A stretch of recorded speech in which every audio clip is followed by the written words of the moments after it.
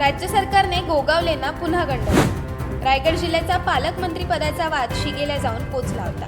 त्यातच 15 ऑगस्ट म्हणजे स्वातंत्र्य दिनाचा ध्वजारोहणाचा मान तटकरेंना मिळणार की गोगावलेंना असा प्रश्न सर्वांनाच पडला होता। मात्र राज्य सरकारने या प्रश्नाचे पद्धतशीर उत्तर दिलेले आहे। भारताचा 78वा स्वातंत्र्य दिन रायगड जिल्ह्यात साजरा केला जाणार आहे। या निमित्ताने जिल्ह्यातील मुख्य ध्वजारोहणाचा कार्यक्रम अलिबाग पोलीस मुख्यालयात होणार आहे। या ध्वजारोहणाचा मान अजित पवार गटातील राष्ट्रवादीच्या नेत्या तथा महिला व बाल कल्याण मंत्री अदिती तटकरे यांना देण्यात आला।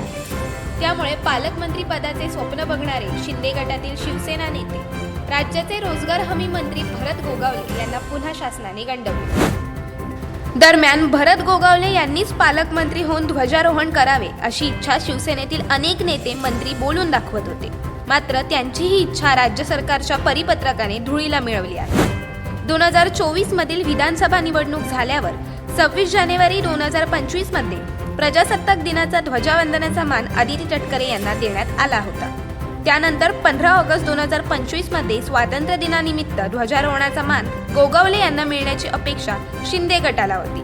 मात्र पुन्हा एकदा गोगावलेंना गंडवण्यात आले असून अदिती तटकरे यांच्या हाती झेंडा दिला जाणार आहे। अशाच अनेक घटना आणि बातम्या जाणून घेण्यासाठी सबस्क्राईब करा आमचे YouTube चॅनल केवी न्यूज आणि इन्स्टा पेज कृषीवल न्यूजला फॉलो करा।